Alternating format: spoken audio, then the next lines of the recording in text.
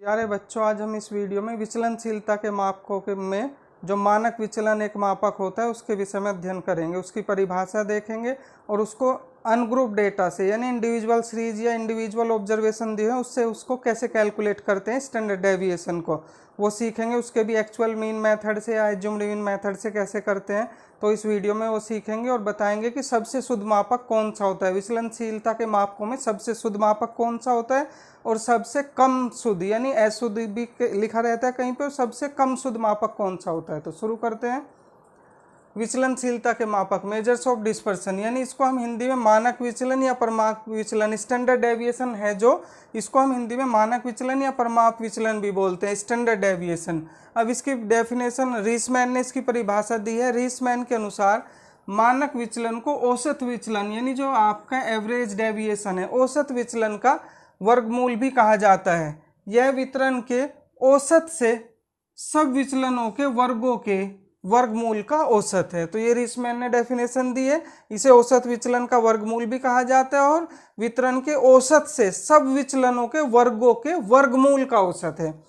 In English, according to Richman, the standard deviation is also known as root mean square deviation. It is the square root of the mean value of all the deviations square taken from the distribution mean. Now you will calculate for individual observation. अब यहाँ पे हम पहले ungroup data में कैसे calculate करते हैं इसको सीखेंगे। तो अनग्रुप डेटा में इंडिविजुअल ऑब्जर्वेशन या इंडिविजुअल सीरीज भी कह सकते हो, तो उस पर बेस्ड है। अब देखो, स्टैंडर्ड डेविएशन को सिग्मा से डिनोट किया जाता है। Sigma equal to under root summation D square upon N, where N is number of observation. जो यहाँ पे डी है डेविएशन फ्रॉम मीन। ये जब हम एक्चुअल मीन से लेते हैं, एक्चुअल मीन निकाल के उससे डेविएशन लेते हैं तो आपका formula under root summation D square upon N होता है। लेकिन अगर हम एज्यूम्ड मीन से लेते हैं तो फॉर्मूला चेंज हो जाता है। इसमें क्या हो जाएगा, standard deviation sigma equal to under root summation D square upon N minus summation d upon n whole square, where d equal to x minus a, यानी डेविएशन फ्रॉम एज्यूम्ड मीन। इसमें हम एज्यूम कर लेते हैं mean को और पहले वाले में एक्चुअल मीन, पहले मीन निकालते हैं तब डेविएशन लेते हैं। तो दोनों में थोड़ा सा डिफरेंस है, क्योंकि अगर हम एक्चुअल मीन से डिफरेंशिएशन डेविएशन लेते हैं तो समेशन डी की वैल्यू हमेशा 0 आती है, इसलिए उसमें केवल पहले वाली टर्म आती है एक्चुअल मीन में, ये वाली नहीं आती है, एज्यूम्ड में आती है। तो ये क्वेश्चन है, calculates standard deviation from the following scores 10, 15, 10, 20, 25, 15, 25, 20, 17, 23। इसका हमें स्टैंडर्ड डेविएशन निकालना है। तो इंडिविजुअल ऑब्जर्वेशन है, अनग्रुप डेटा है, तो इसमें हम क्या करेंगे, इसको कैपिटल एक्स से डिनोट कर रहे हैं जो आपको स्कोर्स दिया हुआ है। तो इसको कैपिटल एक्स से कर लिया, 10, 15, 10, 20, 25, 15, 25, 20, 17, 23। और फिर इसका पहले हम समेशन एक्स करेंगे, इन सबको प्लस करेंगे समेशन एक्स। क्यों? क्योंकि हमें डेविएशन फ्रॉम एक्चुअल मीन से कर रहे हैं हम इसको, तो एक्चुअल मीन निकालेंगे, एक्चुअल मीन के लिए समेशन एक्स करेंगे, इन सबको प्लस करेंगे तो इनको सबको ऐड करके आपका 180 आ जाएगा। समेशन एक्स हो गया 180। तो यहाँ से मीन का फॉर्मूला हो गया आपका समेशन एक्स अपॉन एन, यानी sum of observation divided by number of observation. तो 180 अपॉन 10, 0 से 0 कैंसिल हो जाएगा, तो ये 18 आ गया, आपका मीन आ गया 18। मीन 18 आ गया तो अब डेविएशन डी निकालेंगे, D equal to x minus M, यानी एक्स से माइनस करेंगे मीन को, एक्चुअल मीन जो हमने अभी निकाला 18। जैसे यहाँ पे एक्स है 10, तो 10 माइनस 18 आपका माइनस 8 आ जाएगा, 15 माइनस 18 माइनस 3 आ जाएगा। सेम वे 10 माइनस 18 करेंगे माइनस 8, 20 माइनस 18 2 आ जाएगा, 25 माइनस 18 7 आ जाएगा, 15 माइनस 18 माइनस 3 आएगा, 25 माइनस 18 7 आएगा, 20 माइनस 18 2 आएगा, 17 माइनस 18 माइनस 1 आएगा, 23 माइनस 18 आपका 5 आ जाएगा। तो ये डेविएशन आ गया एक्चुअल मीन से। फिर next D square, next column बनेगा डी स्क्वायर, इनका स्क्वायर कर देंगे, माइनस 8 का स्क्वायर 64, माइनस 3 का स्क्वायर 9, माइनस 8 का स्क्वायर 64। स्क्वायर तो कभी नेगेटिव होता ही नहीं, तो all values will be positive.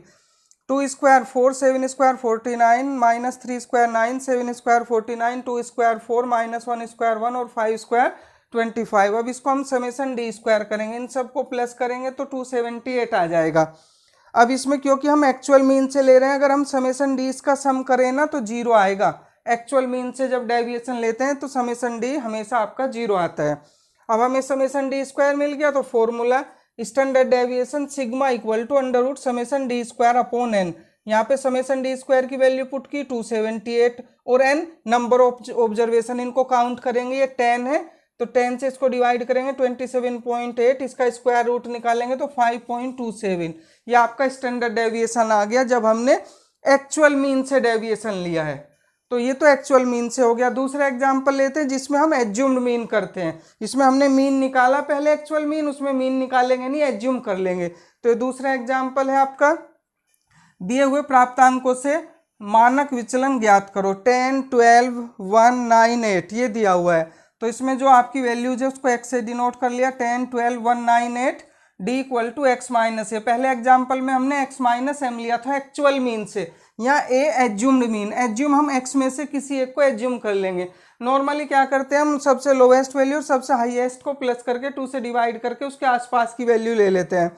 1 + 12 13, 2 से डिवाइड करेंगे तो 6 पॉइंट समथिंग आएगा। तो आप 8 या 9 इनमें से किसी को ले सकते हैं। वैसे तो आप एज्यूम है तो किसी को भी एज्यूम कर सकते हैं अपनी मर्जी से, आंसर तो सेम ही आएगा, लेकिन कैलकुलेशन ज़्यादा प्लस माइनस में प्रॉब्लम ना हो तो हम नॉर्मली ये तरीका अपना लेते हैं, हाईएस्ट प्लस लोवेस्ट अपॉन 2, फिर उसके नियर बाय उसके पास की वैल्यू ले लेते हैं।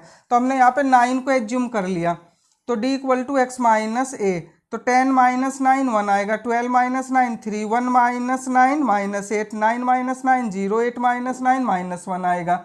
अब इसको समेसन डी करेंगे। समेसन डी क्योंकि एज्यूम्ड मीन से लिया है तो ये आपका जरूरी नहीं कि 0 आए, ये जो भी वैल्यू आएगी यहाँ पे देखो माइनस के 9 है प्लस के 4 है तो माइनस का 5 आ गया। डी स्क्वायर इनका स्क्वायर कर देंगे, 1 स्क्वायर 1, 3 स्क्वायर 9, -8 स्क्वायर 64, 0 का 0 ही रहेगा, -1 का स्क्वायर 1, इनका समेसन डी स्क्वायर किया 75 आ गया। अब ये एज्यूम्ड मीन से है तो standard deviation sigma equal to under root summation D square upon N minus summation D upon N का होल स्क्वायर। इसमें वैल्यू पुट करेंगे, समेसन डी स्क्वायर 75 हो गया और एन इनको काउंट करेंगे, ऑब्जर्वेशन 5 है, माइनस समेसन डी -5 है अपॉन 5। तो 5 से 75 15 आ गया और यहाँ पे 5 से 5 कैंसिल होकर -1 का स्क्वायर 1 आएगा, 15 - 1 14, 14 का स्क्वायर रूट निकालेंगे 3.742 आ जाएगा। तो ये हो गया आपका एज्यूम्ड मीन मेथड से। कल्पित माध्य विधि से निकालोगे स्टैंडर्ड डेविएशन तो ये वाला फॉर्मूला, और एक्चुअल मीन से निकालोगे तो ये वाला फॉर्मूला। तो इस तरह से इस वीडियो में आपने इंडिविजुअल ऑब्जर्वेशन से सीखा। नेक्स्ट वीडियो में हम बताएंगे डिस्क्रीट सीरीज से और आपका जब ग्रुप इंटरवल दिया है कैसे कैलकुलेट करते हैं। Thank you.